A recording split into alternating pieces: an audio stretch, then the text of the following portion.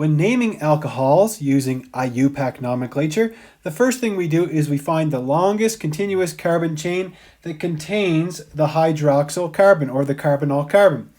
Then we replace the E of the alkane name with -ol. So for example, if you have butane, it would become butanol, pentane would be pentanol, so on and so forth. Then we number the chain from the end giving the hydroxyl carbon or the carbonyl carbon the lower number, and then the name is prefixed with the number indicating the position of the hydroxyl group.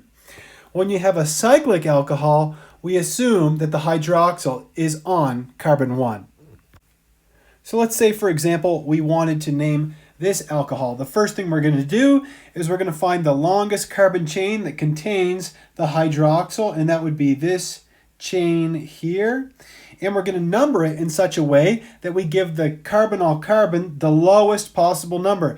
Ignore all of the other substituents at this point. We just want to give that carbonyl carbon the lowest possible number. So we'll number it like this: 1, 2, 3, 4. And so this is a 4-carbon chain. So what would be butane becomes butanol. So this must be a butanol. And then we're going to prefix butanol with the number of the carbon, the hydroxyl group. And so it would be a 2-butanol. Then we're going to identify the substituent, and the only substituent we have is the 3-methyl group. And so the name would be 3-methyl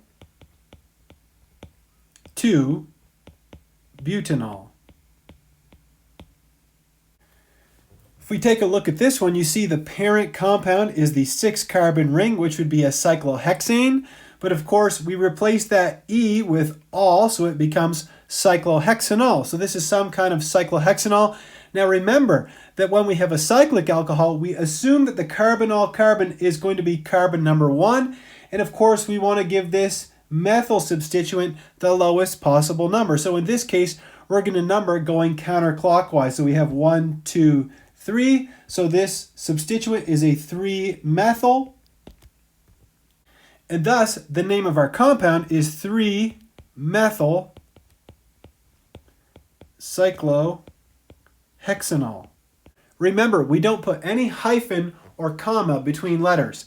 So it becomes 3-methyl cyclohexanol, and the methyl cyclohexanol is all one word. The common names for alcohols are derived from the alkyl group corresponding to the parent compound. The name of the alkyl group is followed by the word alcohol. So for example, you can see here that we have a T-butyl group, and so we would just simply call this T-butyl alcohol.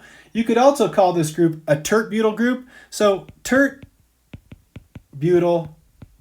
alcohol is also an acceptable name. On the right, you see that we have an isopropyl group here, and so we would give this molecule the common name isopropyl alcohol. Sometimes it's also called isopropanol.